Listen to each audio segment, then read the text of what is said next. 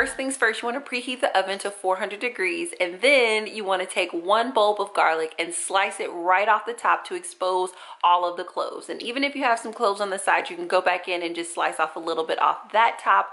Then you want to aggressively peel the edges, that dry skin that's off. You don't have to be tedious about it, but you just want to get most of it off.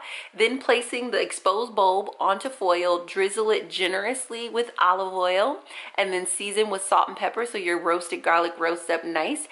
Pull the foil into like a cone shape as you see here, pop it onto a pan and pop it into the oven for 30 minutes to roast.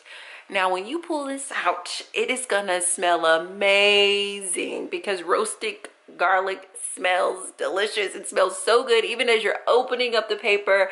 Oh my God, as you're opening up the foil, it still smells amazing. Remember, you can use these cloves as needed in whatever recipe.